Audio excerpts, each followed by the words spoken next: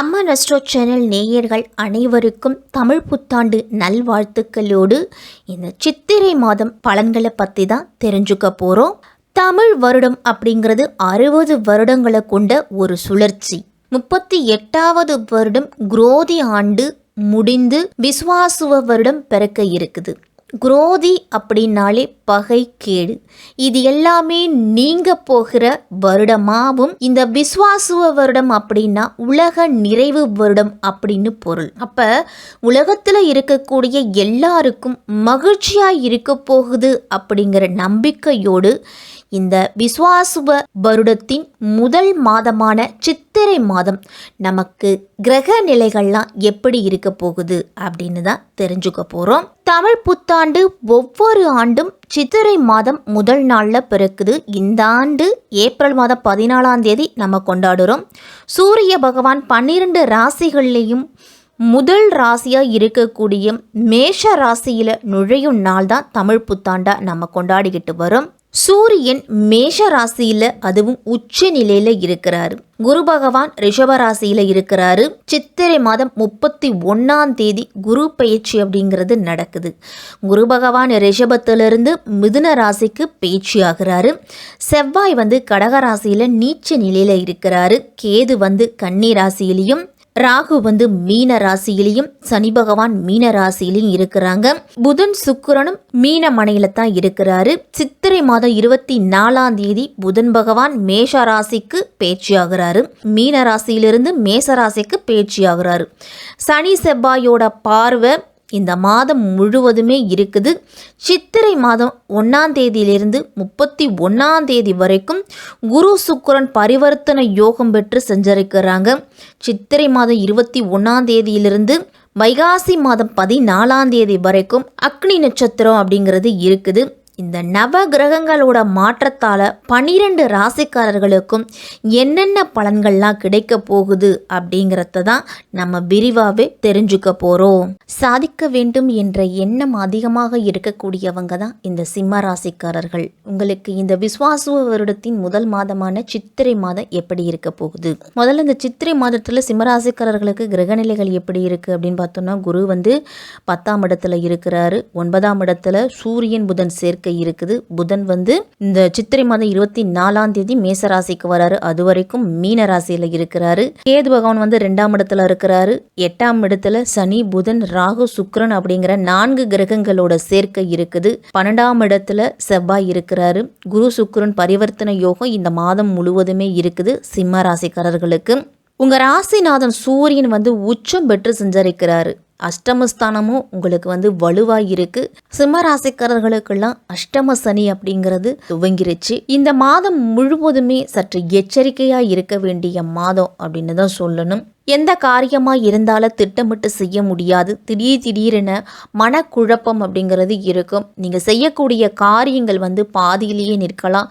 சொந்தங்களாலோ சொத்துக்களாலும் உங்களுக்கு பிரச்சனை அப்படிங்கிறது அதிகரிக்க போகுது. குரு பகவான் 10ஆம் இடத்துல இருந்தாலும் 8ஆம் இடத்துல சனி, புதன், ராகு, சுக்கிரன் அப்படிங்கிற 4 கிரகங்களோட சேர்க்கை அப்படிங்கிறது இருக்குது. தொழிலில் புதிய ஒப்பந்தங்கள் அப்படிங்கிறது கை நழுவி போகும். ஆரோக்கியத்தில் பிரச்சனைகள் வரும். மருத்துவ செலவு அப்படிங்கிறது அதிகரிக்கும். சித்திரை மாதம் 1ஆம் தேதியில் முதல் சித்திரை மாதம் 31ஆம் தேதி வரைக்கும் குரு சுக்கிரன் பரிவர்த்தனை யோகம் அப்படிங்கிறது இருக்கு. உங்க ராசிக்கு பஞ்சம அஷ்டமாதிபதியாக இருக்கக்கூடியவர் குரு பகவான். தொழில் ஸ்தானத்துல 10ஆம் இடத்துல குரு பகவான் இருக்கிறாரு. அப்ப தொழில் ஸ்தானத்துல பரிவர்த்தனை யோகம் பெறுவதால தொழில்ல ஓரளவு முன்னேற்றம் இருந்தாலும் பெரிய முயற்சி, பெரிய முதலீடு அப்படிங்கிறத போட வேண்டாம். மாதத்தின் தொடக்கத்துல உங்களுக்கு கஷ்டமாக இருந்துட்டு வந்த வேலையில் மாதத்தின் முடிவில் நல்ல ஆதாயம் அப்படிங்கிறது கிடைக்கும். எந்தையுமே திட்டமிட்டு செய்வீங்க அப்படின்னா அந்த காரியம் நல்லபடியாக முடியும். இதுவரைக்கும் காரியம் முடியலையே அப்படின்னு விரக்தியை ஏற்படுத்திய திருமண பேச்சுவார்த்தையில் இந்த சித்திரை மாதத்துக்கு பிறகு உங்களுக்கு முடியலாம். மேஷராசிக்கு புதன் வந்து சித்திரை மாதம் 24ஆம் தேதி வராரு. அப்போ அங்கே இருக்கக்கூடிய சூரியன் வந்து உச்சமாக இருக்கிறாரு. சூரியனோட புதன் இணைஞ்சு புத ஆதித்ய யோகத்தை கொடுக்குறாரு. உங்கள் ராசிக்கு தனலாபாதிபதியான புதன் பாக்கியஸ்தானத்தில் செஞ்சிருக்கிறது வந்து ஓரளவு நல்லது. உங்களுக்கு சிம்ம ராசிக்கெல்லாம் பணப்புழக்கம் அப்படிங்கிறது உங்களுடைய தேவைகளை பூர்த்தி செய்து கொள்ளக்கூடிய அளவு இருக்கும். பணிபுரியும் இடத்துலையும் உங்களுக்கு பாராட்டுதல் அப்படிங்கிறது உண்டு. உங்களுக்கு மனதில் இருந்துட்டு வந்த குழப்பம் அப்படிங்கிறது நீங்கி தைரியமும் தன்னம்பிக்கையும் பிறக்கும். சந்தோஷமான செய்தி அப்படிங்கிறது இந்த மாதத்தின் பிற்பகுதியில் உங்களுக்கு கிடைக்கும். சிம்மராசிக்காரர்களுக்கு சிம்மராசிக்கு சித்திரை மாதம் குடும்பத்தில் சின்ன சின்ன வாக்குவாதங்கள் சண்டைகள்லாம் வரலாம். குடும்பத்தில் நிம்மதி இல்லையே அப்படிங்கிற ஆதங்கம் அதிகமாகவே இருக்கும். சுபகிரகமான சுக்கிரனோடு ராகுவும் சேர்ந்து இருக்கிறாரு. அதனாலையும் அஷ்டமத்தில் சனி இருக்கிறாரு. அதனால ஏதாவது ஒரு பிரச்சனை அப்படிங்கிறது இருந்துகிட்டே இருக்கும். அடுத்தடுத்து இருக்கக்கூடிய பிரச்சனைகளை சமாளிக்கக்கூடிய அளவுக்கு தைரியத்தை வளர்த்துக்குங்க. கணவன் மனைவி இடையெல்லாம் சின்ன சின்ன சண்டை வந்தாலும் நிதானமாக கையாளுங்க. காதலிக்கிறவங்கெல்லாம் அவசியமாக பொறுமை அப்படிங்கிறது இருக்கணும். இல்லை அப்படின்னா பிரிவு அப்படிங்கிறது வரலாம். சிம்மராசிக்காரர்களுக்கெல்லாம் நிதி நிலையில் பெரிய அளவு பாதிப்பு அப்படிங்கிறது இருக்காது. ஆனாலும் பெரிய லாபமோ முன்னேற்றமோ இந்த மாதத்தில் இருக்காது. உங்களுக்கு வரவேண்டிய பாக்கி தொகை அப்படிங்கிறது கிடைக்கிறதுல தாமதம் ஆகும். எதை செய்வதாக இருந்தாலும் ஒரு முறைக்கு இருமுறை யோசித்து செய்யணும். எந்த செலவு செய்வதாக இருந்தாலும் உங்களுடைய கையிருப்பு எந்தளவு இருக்கோ அதை மனதில் வச்சுக்கிட்டு அடுத்தபடியாக தான் செலவு அப்படிங்கிறத செய்யணும். தொழில் வேலை வாய்ப்புகளெல்லாம் இடமாற்றத்துக்காக நீங்கள் காத்திருக்க வேண்டிய சூழ்நிலை அப்படிங்கிறது வரும். இல்லைனா நீங்கள் வேலையில் எதிர்பார்க்காத இடமாற்றங்கள் அப்படிங்கிறது கிடைக்கலாம். புதிய முயற்சிகளை தவிர்த்துக்குங்க. எல்லா இடத்துலையும் எந்த துறையாக இருந்தாலும் உங்களுடைய உழைப்பு அப்படிங்கிறது அதிகமாக இருக்கும். ஆனால் உங்களுக்கு கிடைக்க வேண்டிய வகுமதி அப்படிங்கிறது தாமதமாக தான் கிடைக்கும். வேலை மாற்றம் செய்யணும் அப்படின்னா ஒரு முறைக்கு இருமுறை அதை யோசித்து செய்கிறது நல்லது. சிம்மராசிக்காரர்கள்லாம் இந்த மாதத்தில் எல்லா விஷயத்துலையுமே கவனமாக தான் இருக்கணும். புதுசாக எந்த செயலிலையும் மாற்றத்தை கொண்டு வர வேண்டாம். சிம்ம ராசிக்கு சித்திரை மாதம் 31ஆம் தேதி நடக்கக்கூடிய குரு பயிற்சி மிகப்பெரிய முன்னேற்றத்தை கொடுக்க போகுது. அதே மாதிரி இருட்டில் இருந்துட்டு வந்த உங்களுக்கு ஒரு நிம்மதி அப்படிங்கிறது கிடைக்கும். குரு பகவான் வந்து 10ஆம் இடம்னு சொல்லக்கூடிய தொல்ஸ்தானத்திலிருந்து 11ஆம் இடம்னு சொல்லக்கூடிய லாபஸ்தானத்துக்கு பயிற்சியாக போறாரு. இந்த சித்திரை மாதத்துக்கு பிறகு வேலை இல்லாதவர்களுக்கு வேலை வாய்ப்பு கிடைக்கும். தன்னம்பிக்கையும் தைரியமும் அதிகரிக்க போகுது. சுபகாரியங்கள் நடக்கும். சிம்மராசிக்காரர்களுக்கெல்லாம் சொந்த வீடு இல்லாதவர்களுக்கெல்லாம் சொந்த வீடு அமையும். வரக்கூடிய விரயங்களை சுப விரயங்களாக கூட மாற்றிக்கலாம். சிம்மராசிக்காரர்கள் குழந்தை பாக்கியம் இல்லாதவங்களுக்கெல்லாம் குழந்தை பாக்கியம் அப்படிங்கிறது கிடைக்கும். குடும்பத்திலேயே இருந்துட்டு வந்த பிரச்சனைகள் அப்படிங்கிறது படிப்படியாக குறைய போகுது. கணவன் மனைவியிடையே இருந்துட்டு வந்த பிரச்சனைகள் அப்படிங்கிறது சரியாகும். நீங்கள் ஆச்சரியப்படக்கூடிய அளவுக்கு குரு பகவான் வந்து அதிர்ஷ்டத்தை கொடுப்பாரு. பண வரவு அப்படிங்கிறது சிறப்பாக இருக்கும். பெற்றோர் சொல்படி கேட்டு நடக்கிறது தான் சிம்மராசிக்காரர்களுக்கு நல்லது.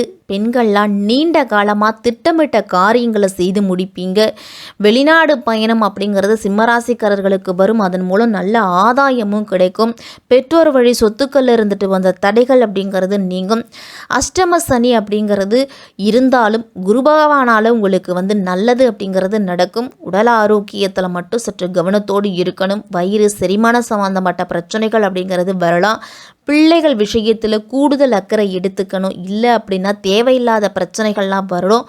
பண வரவு சிறப்பாக இருக்கும். ஆனால் அதை சரியான வழியில் சேமித்து பாதுகாக்கணும். சிம்மராசிக்காரர்கள்லாம் சிம்மராசிக்காரர்களுக்கு அஷ்டமத்து சனியின் ஆதிக்கத்தால் ரியல் எஸ்டேட் தொழில், ஹோட்டல் தொழில், அரசு வேலை, விவசாயம் போன்ற துறையில் இருக்கிறவங்களுக்கெல்லாம் தொழில் நஷ்டம், பண இழப்பு, பிரச்சனைகளை சந்திக்க நேரிடும். அதனால் புதிய தொழில் தொடங்குவது, முதலீடு செய்வது எல்லாத்துலேயுமே தள்ளி போடணும். குடும்ப உறவுகள்லேயும் விரிசல்கள் அப்படிங்கிறது வரலாம். கணவன் மனைவிக்கிடையே கருத்து வேறுபாடு வரும். குழந்தைகளோட உடல் நலத்தில் அதிக கவனத்தை செலுத்தணும். தூக்கமின்மை, உணவு செரிமான பிரச்சனைகள் எல்லாமே வரும். இந்த அஷ்டமத்து சனியின் காலகட்டத்தில் சூரியன் புதன் சேர்க்கை அப்படிங்கிறது சிம்மராசிக்காரர்களுக்கெல்லாம் இந்த சித்திரை மாதத்தில் மிகப்பெரிய முன்னேற்றத்தை கொடுக்கும். அதே மாதிரி செவ்வாய் வந்து கடகராசியில் நீச்சம் பெற்று இந்த மாதம் முழுவதுமே சஞ்சரிக்கிறாரு. உங்கள் ராசிக்கு 4ஆம் இடத்துக்கும் 9ஆம் இடத்துக்கும் அதிபதியான செவ்வாய் நீச்சம் பெறுவது நல்லதில்லை. தைரியமும் தன்னம்பிக்கையும் குறையும். தடைகள் வந்து அதிகரிக்கலாம். மனக்குழப்பம் அப்படிங்கிறது ஏற்படும். பூமியாலும் வாங்கி போட்ட சொத்துக்களாலும் பிரச்சனைகள் அப்படிங்கிறது வரும். அப்போ குரு சுக்கிரன் பரிவர்த்தனை யோகம் அப்படிங்கிறது இருக்குது. இந்த மாதம் முழுவதுமே, இந்த சித்திரை மாதம் முழுவதுமே சற்று கவனத்தோடு செயல்பட வேண்டிய மாதம் சிம்மராசிக்காரர்கள் அனைவரும்.